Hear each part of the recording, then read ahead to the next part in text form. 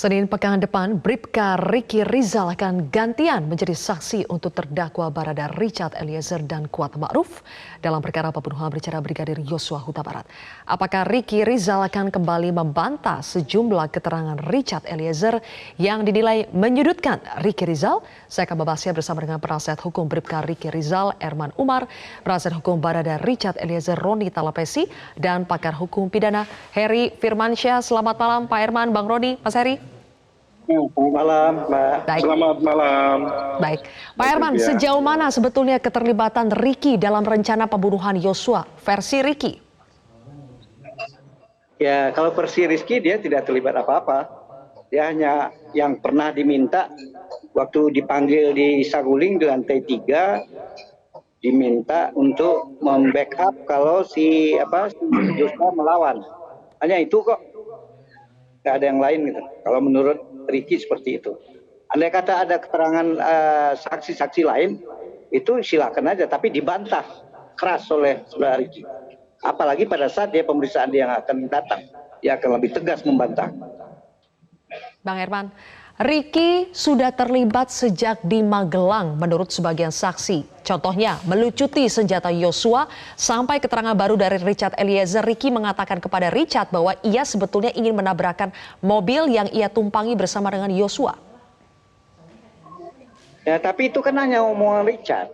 Kalau masalah fakta senjata itu dalam rangka antisipasi jangan sampai antara Kuat dan Yosua ribut. Karena sebelumnya sudah kelihatan suasana tidak nyaman, tidak antara marah antara Kuat termasuk Yosua. Kenapa? Karena si Yosua adalah seorang polisi, si Kuat adalah sipil, sempat membawa pisau untuk mengancam si Yosua. Itu dikhawatirkan oleh si Riki jangan sampai nanti tidak terkendali atau bagaimana suasananya, si Yosua bisa saja melakukan sesuatu. Itu antisipasi dia sebagai senior. Pada hari itu yang ada di rumah, yang senior sebagai polisi adalah Riki. Jadi itu niat baik antisipasi supaya tidak terjadi apa. Bukan seperti apa yang disampaikan oleh saudara Richard. Oke. Jadi Richard berbohong dalam hal ini? Begitu juga menabrak mobil. Ada hal sesuatu yang sangat aneh gitu. Tapi silakan, tapi itu dibantah keras oleh saudara Riki. Tidak benar itu. Bang Roni, tidak benar itu hanya omongan Richard saja. Apakah ada niat bagi Richard untuk berbohong? Untuk apa kalau Richard berbohong soal Riki ingin menabrakkan Yosua ketika bersamaan di mobil? Begini Mbak, saya coba jawab ya dari rekan senior saya Bang Herman terkait dengan senjata ya. Itu kan kejadian tanggal 7 ketika ada ketegangan ya. Setelah kejadian tanggal 7 itu kan sudah tidak ada kejadian yang apa-apa lagi karena saudara Riki coba menenangkan ya. Kemudian Kuat Ma'ruf sempat ke warung, situasinya sudah terkendali kalau disampaikan kan. Kalau saya melihat seperti itu.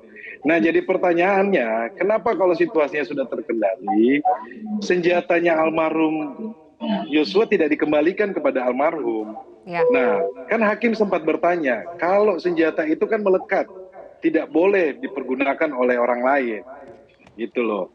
Kalau seandainya bilang situasinya sebagai senior, ketika tanggal 7 sudah terjadi ketegangan, kemudian tanggal 8 pagi tidak ada apa-apa, harusnya itu dikembalikan.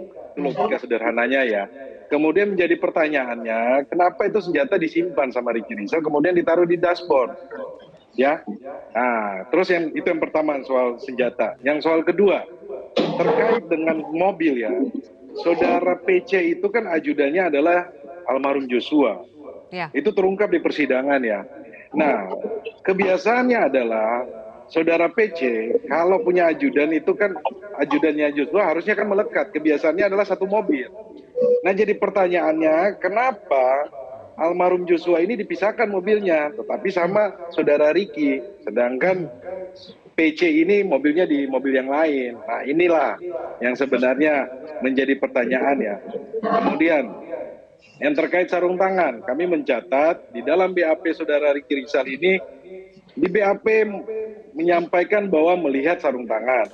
Kemudian saudara Ricky Rizal ini mencabut keterangannya, tidak memperhatikan sarung tangan. Nah ini kan sebenarnya kan keanehan-keanehan yang kita temukan ya di dalam berkas. Itu yang ketiga. Yang keempat, dalam situasi ini yang kami ketahui bahwa saudara Ricky Rizal ini awalnya berniat untuk menjadi status sebagai justice collaborator, dilindungi oleh LPSK. Nah, sempat menanyakan kepada LPSK ya, saya mendengar dari LPSK. Tetapi menjadi pertanyaannya, kenapa dia tidak mengajukan diri menjadi seorang LPSK, menjadi seorang justice kolaborator? Padahal kan sudah sangat jelas LPSK menjelaskan bahwa seseorang apabila menjadi GC, pertama dia dilindungi oleh undang-undang. Kedua, di dalam undang-undang perlindungan saksi dan korban, dia mendapatkan keringanan. Keringanan dalam hal apa? Pertama tuntutan. Kedua, terkait dengan vonis. Itu akan dijadikan rekomendasi oleh Lembaga Perlindungan Saksi dan Korban kepada aparat penegakan hukum. Nah ini 4 poin yang kami mencatat Mbak Sylvia. Hal-hal yang menjadi keanehan. Oke, ada 4 poin, 1, 2 sudah kita bahas, sekarang kita ke 3 dan 4 ya. Poin soal sarung tangan dan soal upaya Ricky, kenapa Ricky tidak menjadi GC saja kalau misalnya mampu berkata jujur. Soal sarung tangan dulu, Bang Herman. Benarkah Ricky Rizal ini mengubah BAP soal sarung tangan? Nah, soal sarung tangan kan memang ada perubahan. Itu kan masalah keyakinan. Pada saat itu hal yang biasa berubah. Tapi pada akhirnya nanti yang paling ditentukan oleh hakim tentu di persidangan yang dinilai. Yang mana Akmal, apakah ada pertanyaan itu pada saat persidangan nanti ya, pada saat dia sebagai tersangka atau terdakwa. Kemudian kalau masalah naik mobil ya, naik mobil kenapa? Memang kan sudah dari Magelang kan sudah ada tanda-tanda antara Joshua dan si Kuat ada ketegangan. Ya kalau masalah naik mobil yang biasanya Joshua satu mobil dengan Ibu PC, ya masa si Ricky harus mengatur dan mereka sudah naik, kemudian kalau masalah senjata itu diserahkan itu di tempat mobil yang seharusnya Joshua. Yaitu di mobil, tapi sekarang si Joshua masuk mobil jalan dengan si Ricky. Di mana atas salahnya? Apakah si Ricky yang memperdaya? Nah, tapi ya itu menurut saya terlalu, ya tapi nggak apa-apa, silahkan aja mencoba menyampaikan itu suatu kejanggalan. Kemudian masalah GC. Memang saya pun masuk dari awal, saya dengar seperti itu. Tetapi beberapa kali saya sampaikan, saya udah bikin konsep, dan dia sudah baca, pada akhirnya dia bilang dia sampai saat ini tidak mengajukan karena dia sudah menyampaikan keterangan yang benar dalam proses dalam proses BAP. Jadi seperti itu Mbak. Jadi makanya dia sempat dia bilang kalau suatu saat saya misalnya masih ada diteror, ditakuti suruh cabut sesuatu hal yang menurut saya itu harus benar tapi disuruh cabut, nah mungkin pada saat itu posisinya sampai habis BAP seperti itu Mbak. Jadi saya ingin tanya. Saya ingin minta pendapat dari Mas Heri sekarang ya. Ketika ada 2 perbedaan pendapat sejumlah keterangan antara Richard Eliezer dengan Ricky Rizal, ditambah tidak ada bukti petunjuk yang lain, misalnya CCTV yang seharusnya bisa merekam tapi tidak ada karena mungkin sudah dirusak. Nah, bagaimana hakim akan menilai kualitas saksi ini tanpa adanya bukti petunjuk yang lain, Mas Heri? Iya, kalau kita mau jujur memang ini nggak mudah ya Mbak ya. Kan berarti sesuatu yang tidak bisa dilakukan ya. Saya yakin dan percaya dalam konteks mengkonstantir peristiwa hukum bahwa apa yang disajikan oleh masing-masing pihak itu kan tidak semuanya mungkin benar ya secara fakta hukum tentunya. Maka itu yang akan dinilai oleh hakim nantinya. Apakah keterangan kesaksian tadi itu berkesesuaian dengan keterangan saksi yang lain dengan fakta-fakta hukum misalnya tadi kebiasaannya misalnya kan pasti ditanya selama ini. Kalau misalnya tadi kita bersoal dengan masalah pistol itu posisinya di mana seharusnya, kemudian juga orang yang berada di mobil itu biasanya di mana, itu kan biasa masuk dalam konteks pertanyaan hakim juga yang untuk menguji, menurut saya ya, menguji apakah dari hukum kebiasaan yang dilakukan itu hanya terjadi kejanggalan pada hari kejadian misalnya, atau mendekati kejadian. Atau sebelum-sebelumnya sudah terulang hal itu. Tentunya kalau berulang terus tidak akan dianggap sebagai satu hal yang istimewa, Mbak Zipili. Mbak. Ya, jadi dalam konteks tadi bahwa perlu untuk dirunut juga secara jelas ya, Oke. komprehensif terkait dengan kebiasaannya tadi. Ya, kalau kita menyoal sesuatu, apalagi orang yang harusnya ada di situ memberikan kesaksian kan sudah meninggal dunia ya. Almarhum Brigadir Joshua tidak mungkin kita harapkan keterangannya, karena itu keterbukaan dalam konteks ini adalah ruh keadilannya. Jadi kalau kita bicara tentang keadilan bukan bagaimana mencari pembenaran, ya pastinya yang akan disampaikan adalah yang sebenar-benarnya. Terdakwa itu tidak disumpah, Mbak. Jadi dalam konteks ini dia bisa saja berbohong itu untuk kepentingan hukumnya, dan itu dibenarkan dalam KUHP. Dan dalam konteks kita bicara asas ada non self incrimination kan, dia tidak boleh dipersalahkan atas kesalahannya sendiri. Maka ini seni dalam membuktikan, dan saya yakin hakim akan cermat untuk melihat setiap jawaban tadi itu kan pasti akan dikejar lagi ya. Oke, Mas Heri, kalau soal dugaan Ricky Rizal ini berniat untuk mencelakakan Yosua dalam perjalanan Magelang ke Jakarta, apakah itu seharusnya digali lebih jauh oleh majelis hakim? Ya, saya rasa itu juga bagian yang tidak yang penting ya, yang harus memang jadi fokus utama dalam kasus ini ya, karena ini masuk dalam pasal Delneming juga kan, pasal 55 KUHP kan, ada penyertaan di sana, berarti ada satu tindak pidana yang pelakunya masih lebih dari satu orang kan. Nah, dalam konteks ini akan dilihat sebagian besar porsi dari masing-masing pelaku tadi. Kalau dalam narasi yang disampaikan adalah misalnya ada dugaan R itu berusaha untuk menabrakkan mobil tersebut, ini kan pasti akan kembali ditarik ke masa lampau ya Mbak, bahwa ada peristiwa-peristiwa sebelumnya yang akan menimbulkan yang namanya kausalitas kan, hukum akibat di sana. Jadi benar bahwa memang arahan untuk di mobil tadi, kemudian juga apa yang disampaikan Eliezer benar juga oleh keterangan yang lain. Nah kalau tidak, ya tentunya ini hakim akan berusaha untuk menilai ini mungkin belum menjadi fakta hukum yang mutlak, tapi akan kemudian ditanyakan, karena sekali lagi keterangan pada semua terdakwa ya. Masih ada beberapa terdakwa yang kemudian masih didengar keterangannya. Baik, oke. Dengan keterangan ini akan dicocokkan ya, apakah Mas jawaban Heri tadi itu tidak konsisten dan mutlak atau tidak begitu. Ya, baik. Kita akan kembali mengulasnya lebih jauh lagi, terutama soal keterlibatan Ricky Rizal dalam unsur perencanaan pembunuhan Brigadir Yosua. Pak Herman, saya ingin kembali ke Anda soal skenario tembak-menembak. Dalam beberapa kesempatan Bang Rodi ini sempat bertanya, sebetulnya kalau Ricky Rizal dan Kuat Ma'ruf itu kapan di briefing Sambo untuk mengikuti skenario tembak-menembak? Kenapa ketika diperiksa secara terpisah Richard, Ricky, dan Kuat, ini tiga-tiganya bisa sama-sama menyebutkan bahwa tembak-menembak yang terjadi? Di mana sebetulnya Ricky ini di briefing oleh Sambo untuk mengatakan bahwa ini adalah tembak-menembak? Di Propam. Di propos, pada saat di propos itu sebelum diperiksa saudara Ricky sudah disampaikan bahwa keadaan tembak menembak itu. Jadi sudah ya, tentunya kita juga menduga bahwa yang dibuat oleh pihak pihak yang menginterogasi juga tidak terlepas pasti sudah diberikan arahan sehingga dia sudah akan membuat yang sama nanti jawaban itu. Itu perkiraan saudara Ricky seperti itu. Saya bisa jawab Mbak Sylvia. Ya. Bang Rodi silakan tanggapi. Iya, saya tanggapi ya. Karena faktanya kemarin kan kita menanyakan kepada salah satu saksi anggota Propam siapa yang mengantarkan ketiga terdakwa ini ya, Ricky Rizal, Richard Eliezer sama Kuat Ma'ruf mengantarkan. Jam 8.30 mereka nyampe di Propam. Kemudian pertanyaan kedua, langsung diperiksa atau tidak? Langsung diperiksa. Nah, Verdi Sambo pertanyaannya datang jam berapa? Jam 9 atau jam 10? Nah, ini kan menjadi jawaban bahwa sebenarnya itu mereka itu sudah tahu duluan gitu loh. Jadi kan itu fakta di persidangan.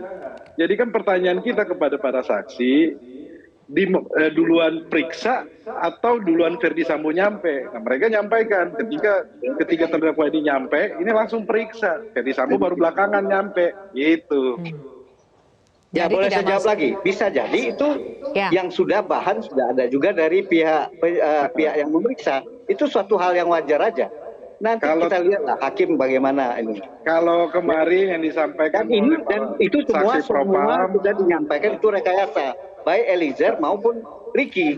Itu kalau yang rekayasa. disampaikan Begini, iya, Pak Erman, saudara Ricky kalau Rizal bisa sempat meminta jadi maaf jawabannya itu kan kepada berarti Bapak banyak Bapak. kemungkinan ya. Yang pastinya menurut Ricky seperti apa? Ya, saudara jangan mengatur kayak gitu. Itu yang diucapkan sama dia. Apa yang disampaikan atau didengar oleh saudara Roni itu hal yang lain. Silakan saja. Tidak Pak, Hakim itu menilai. adalah fakta persidangan Pak Herman. Iya fakta persidangan ya. Tapi Pak fakta Herman juga persidangan waktu pun itu, iya. akan dinilai oleh hakim, bukan oleh kita, gitu. bukan oleh. Kan fakta persidangan ketika Pak Herman juga ikut hadir dalam persidangan tersebut, gitu loh. Itu kan bukan Tapi berdiri sendiri. tidak sama antara apa yang Roni sampaikan dengan abang tuh. Silahkan aja. Jadi saudara yang mewawancara silahkan punya penilaian karena saudara sendiri kan tidak paham. Tapi ini yang kami sampaikan, silahkan mana yang benar. Baik. Apa yang disampaikan Kalau oleh dari saudara, Ricky menjawab dia di briefing pada saat di provos itu ya, Pak Erman ya. Lagi-lagi nih, Mas dia Heri, saya menyampaikan kembali ke Anda. Ada perbedaan soal kapan, di mana. Ya, ada lagi-lagi ada perbedaan seperti ini. Sebetulnya penting atau tidak kita menggali soal kapan sebetulnya dan di mana Ricky Richard ini di briefing oleh Sambo soal skenario tembak-menembak. Ya, Apakah kalau ini menurut saya menentukan tidak dalam penting. unsur Bisa juga perencanaan pada saat pembunuhan, itu dia Mas Heri? menyampaikan. Oh, ke saya ya. Sebentar. Jadi kalau dalam konteks ini menurut saya setiap uraian peristiwa itu penting untuk digali, Mbak. Jadi bukan dalam konteks bahwa ini penting atau tidak penting, tapi penilaian bahwa ada proses perencanaan itu ada di mana itu kan perlu untuk diperkuat di situ ya. Contohnya tadi kalau kita kembali ke kasus yang sebelumnya itu kan ada kalau yang Pak Kuat tadi katanya membawa senjata setelah itu dianggap ya tidak ada kemungkinan tidak ada apa-apa. Membawa pisau. Bawa pisau di situ kan dianggap tidak memungkinkan terjadinya satu tindak pidana ataupun perkelahian ataupun apapun lah yang akan jadi perbuatan melawan hukum di situ ya. Nah ini kan harusnya standarnya nggak ganda ya. Standarnya kan harusnya sama begitu dipakai ketika kalau orang ingin beranggapan tidak ada kemungkinan tindak pidana yang terjadi maka harusnya perlakuannya equal. Nah, saya rasa hakim akan masuk di proses itu di kasus yang sebelumnya. Tapi untuk pertanyaan yang sekarang terkait dengan kapan kira-kira, memang semua yang ada di sini saya rasa tidak ada di tempat kejadian pada saat itu ya, enggak ya. Itu harus kita sepakati. Jadi pun hakim akan menilainya dari konteks bahwa sebenarnya tidak penting juga dia di briefing di mana juga. Tapi kalau konteksnya faktanya sudah ada briefing di situ, sudah pernah disampaikan bahwa ada arahan dan lain sebagainya dan disepakati, saya kira konsensus itu yang menjadi penting. Bahwa berarti ada perintah, ada arahan yang kemudian sama-sama dipahami dan dilakukan dengan tujuan bersama tadi. Maka konsep dalam konteks yang lebih besar lagi ada perencanaan di sana. Nah, untuk apakah perencanaan itu untuk mengaburkan dari proses penyidikannya, ataukah ini dirancang memang dari awal? Nah, ini akan dilakukan nanti di fakta persidangan tentunya ketika ada konfirmasi dengan pihak terdakwa ya, Mbak. Baik, oke. Terakhir saya berikan kesempatan untuk Pak Erman dan juga Bang Roni karena Ricky Rizal akan menjalani sidang pada hari Senin. Apakah Ricky ini akan membuka hal-hal baru yang sebelumnya belum pernah kita dengar sebelumnya? Pak Erman, apakah akan ada kejutan yang diberikan oleh Ricky? Nah, saya tidak tahu, Pak. Kita lihat aja. Saya tidak tahu apa yang tentunya sesuatu hal yang menurut dia kalau tidak benar pasti dibantah. Ucapan atau pertanyaan baik hakim, jaksa maupun penasihat hukum yang lain. Oke. Dan terakhir untuk Pak Kalau ada Erman. yang benar, tentu dia akan benarkan. Baik, oke. Tapi saya ingin tahu, apakah kalau kita bahas terakhir ya soal relasi kuasa sama-sama ajudan di sini, apakah Ricky sepakat dengan Richard soal relasi kuasa antara para ajudan dengan Sambo sehingga ini membuat mereka tidak berdaya untuk tidak mengikuti perintah Sambo, baik itu perencanaan, eksekusi maupun skenario tembak-menembak? Ya bisa aja berbeda kepribadian, berbeda sikap, berbeda. Misalnya kalau si NR ini kan cuma menjaga anaknya yang di Saguling, menjaga rumah gitu. Ya sementara kalau si Richard dia jadi ajudan, kadang-kadang jadi sopir bapak yang sering melekat Pak Sambo. Nah, itu beda kepribadian juga. Dia seorang sehari-hari brimob, Sementara Rizal sehari-hari sebenarnya dia adalah lantas. Pasti ada perbedaan sikap, gaya, cara ketegasan gitu. Oke, bisa jadi berbeda ya. Bang Roni, terakhir Anda mau menanggapi itu dan bagaimana Richard akan menghadapi kesaksian dari Ricky Rizal pada hari Senin? Rizal menyampaikan bahwa dia hormat kepada saudara Ricky Rizal. Tadi juga saya sudah dengar dari Pak Herman bahwa Ricky Rizal ini adalah yang paling senior. Dalam hal ini kan yang tadi Pak Herman sampaikan bahwa dia lantas, kemudian dia bisa mengambil senjata. Kemudian kan yang jadi pertanyaan kami ketika ada kejadian, kenapa tidak disampaikan kepada Richard Eliezer ketika memanggil ya di Rumah Saguling, di depan Rumah Saguling. Nah, hal-hal seperti inilah yang sebenarnya menjadi kecewaan dari Richard Eliezer ya. Kenapa kalau seandainya satu sisi Bang Ricky sebagai senior harusnya menyampaikan yang sebenarnya, tetapi sisi yang lainnya juga mungkin tadi Bang Herman sampaikan bahwa karena background dari lantas tersebut ya. Tetapi dalam hal ini tentunya nanti kita lihat saja fakta persidangannya, Mbak Sylvia. Oke, baik, kita ikuti ya bagaimana jalannya persidangan pekan depan. Terima kasih Pak Herman Umar, Bang Roni Talapesi dan juga Mas Heri sudah bergabung bersama kami di Prime Time News hari ini.